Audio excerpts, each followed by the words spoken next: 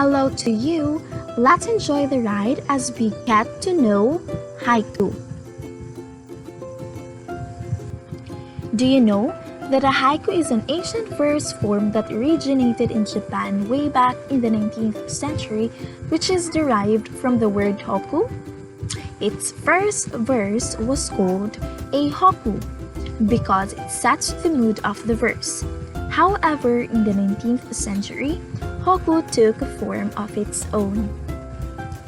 The ancient Japanese verse form haiku is both a type of poetic pattern and a way of experiencing the world.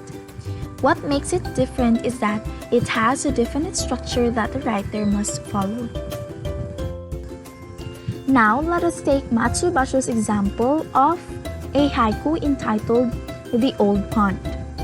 A haiku, by the way, consists of 3 lines. Now, let's take a look at our example. Matsubasho only wrote there 3 lines. First line, the silent old pond. Second line, a mirror of ancient calm. Third line, a frog leaps in splash. So whenever you're going to write a haiku, you must only write 3 lines. No more, no less. In addition to that, a haiku follows the pattern 5-7-5 syllables, equivalent to 17 syllables all in all. So, what do you mean by 5-7-5 syllables? It means that your first line must only have 5 syllables. The second line must only have 7 syllables, and the third and last line must only have 5 syllables. Let's check our example if it follows the pattern. Okay.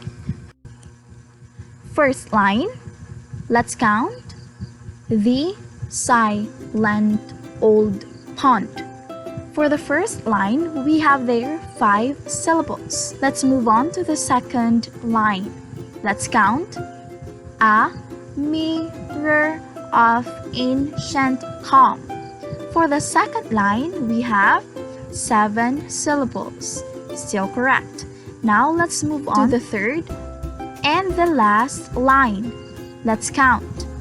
A frog leaps in splash. So for the third line, we have there 5 syllables. So, a haiku consists of 3 lines and it follows the pattern of 5-7-5 syllables, equivalent to 17 syllables. Aside from that, the third line often goes against your expectations, meaning to say, what's written in most cases in the third line is the opposite of what you expect.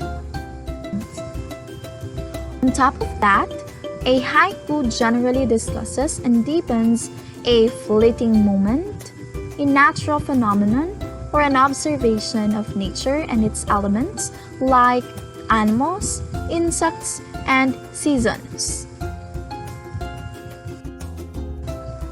A haiku usually has a seasonal reference called kigo.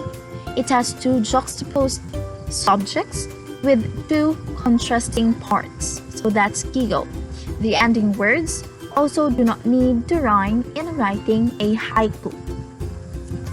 Haiku until the present time has remained popular in Japan and in other Asian and Western countries.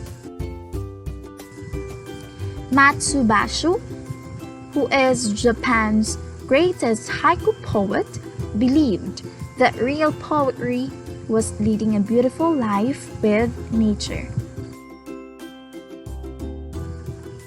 That's all for today, and thank you for watching. See you soon. Goodbye, everyone. Goodbye, students. Bye.